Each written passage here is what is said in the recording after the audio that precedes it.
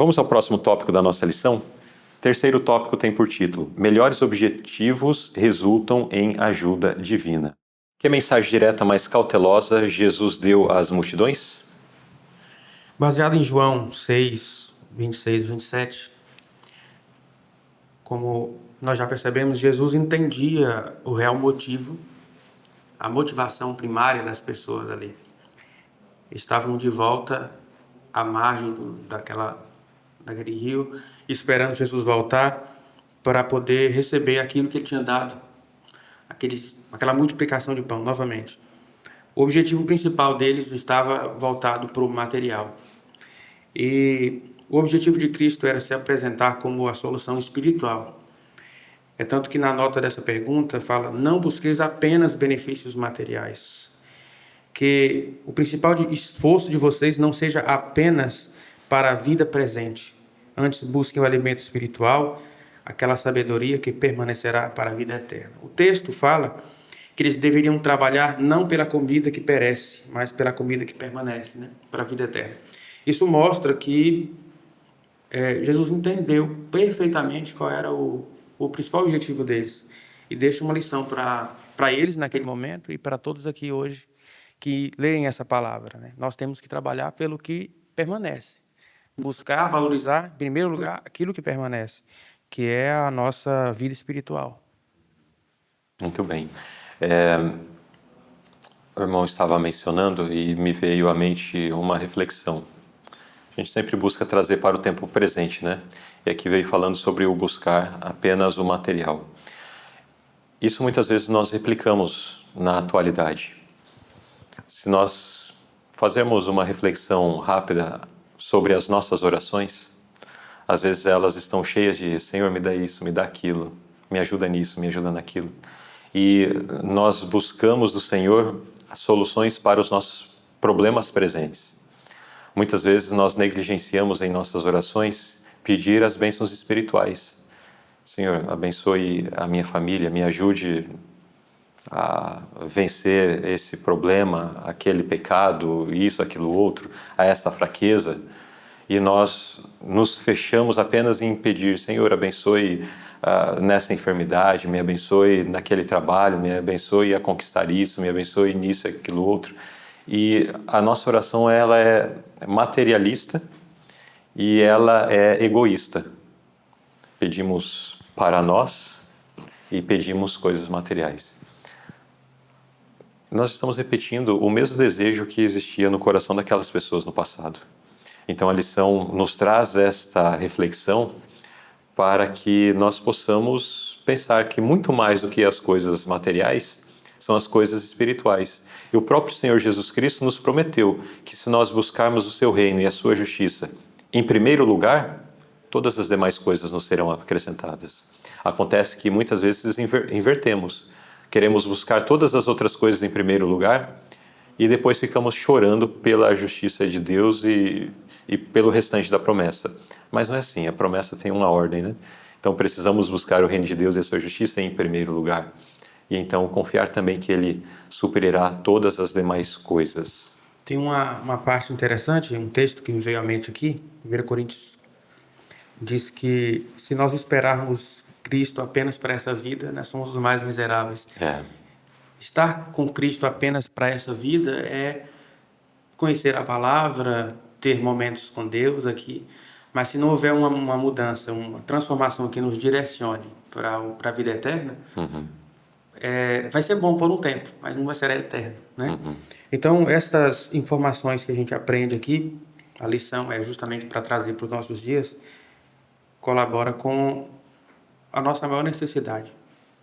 A gente precisa, claramente, de colocar as nossas conquistas espirituais em primeiro lugar. As outras coisas são acrescentadas. É um desafio, mas nós precisamos correr atrás de colocar isso como prioridade na vida. Exatamente. Vamos à pergunta B. Que pergunta os judeus fizeram a Jesus sobre as obras de Deus? E explique a resposta que o Senhor deu.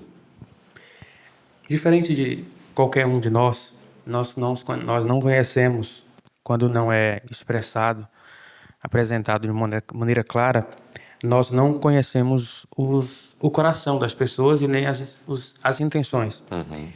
E tudo que Jesus fazia, tudo que ele falava, tinha um propósito para orientar para aquela época e para todo o tempo.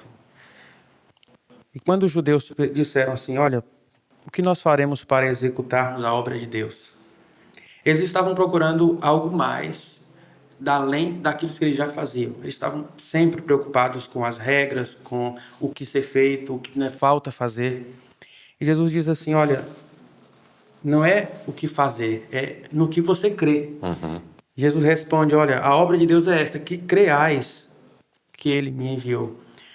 O principal problema que Jesus enfrentou em seu período aqui era a falta de credibilidade e o fato dos judeus não aceitar como Messias. Então, eles sempre preocupados com as regras, com a lei, com os estatutos, mas o centro de tudo isso não era valorizado. Jesus não era aceito. Então, Jesus deixou muito claro aqui, olha, não é o que vocês precisam fazer, é em quem vocês precisam crer que está o sentido para poder vocês fazerem a obra de Deus. A obra de Deus de verdade começa no crer, não no fazer. Então, foi nesse ponto que a pergunta deles para Cristo e a resposta de Cristo deixou muito claramente que eles estavam procurando de maneira errada a obedecer a Deus. Exatamente. E é interessante que eles haviam se acostumado com ele, através de uma deturpação daquilo que Deus havia dado para eles no passado, eles haviam se acostumado com uma prática que na verdade tem origem pagã, né? Que é você compra o seu Deus, ou as bênçãos ou os benefícios do seu Deus a partir de ritos, de coisas que você faça. Então eu faço e o meu Deus agora ele me responde dando alguma coisa, né? Por isso as religiões pagãs elas tinham ali em sistemas de sacrifícios e muitas outras coisas, onde a pessoa ela oferecia alguma coisa, realizava uma ação para receber de troca o benefício de repente de uma chuva, o benefício de uma boa colheita, etc. É claro, sabemos que aqueles deuses nada faziam, né? Mas aquelas pessoas achavam que através dessas ações eles estavam comprando esse benefício. E isso, de certa forma, foi assimilado dentro do judaísmo, onde existia um sistema estabelecido por Deus de ofertas em que, quando a pessoa pecava, ela levava ao santuário uma oferta. Mas aquilo dali era apenas uma manifestação da sua fé no Cordeiro de Deus que viria no futuro e que tira o pecado do mundo.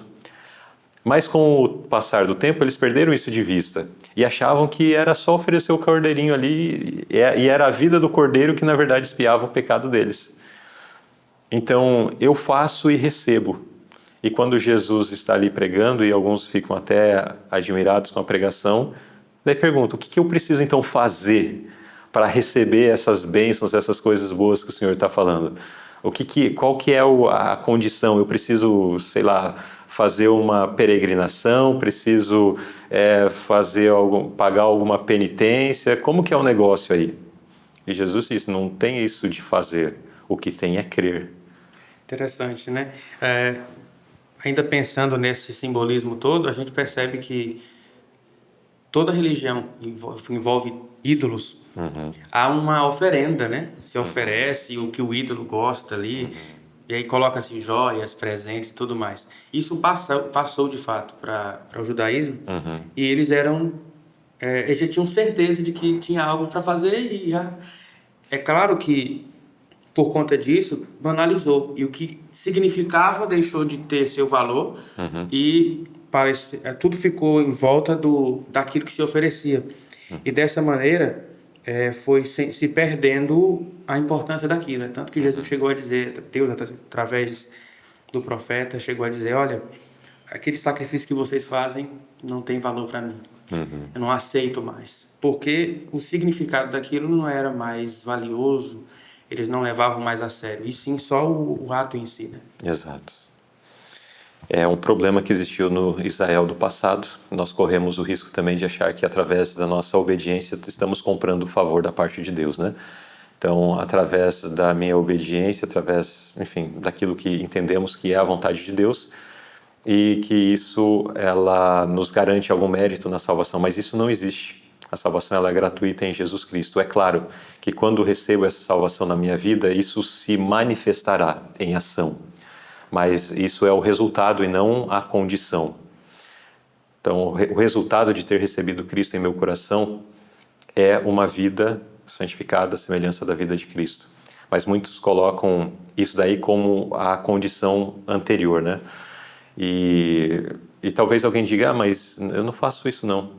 Mas às vezes quando passamos por crise, por provas, por enfermidades, na hora de orar a gente dá uma forçadinha e diz assim, Senhor, como pode? Eu sou vegetariano há não sei quanto tempo, vivo a reforma de saúde e tal, e o Senhor permite que venha essa enfermidade, isso não é para mim não.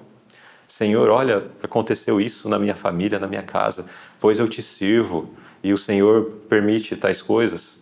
E aí nós começamos a colocar as nossas obras como que, por conta delas, não mereçamos passar por algumas coisas que nos afligem, ainda que sejam terríveis, não importa. Ao fazermos isso, nós estamos tendo essa atitude pagã, nós estamos tendo essa atitude que é apresentada aqui. Então, se eu faço alguma coisa, eu mereço receber em troca benefícios e não dificuldades. É o mesmo pensamento, né? Exato. Precisamos ter esse cuidado para não repetir os mesmos erros do passado.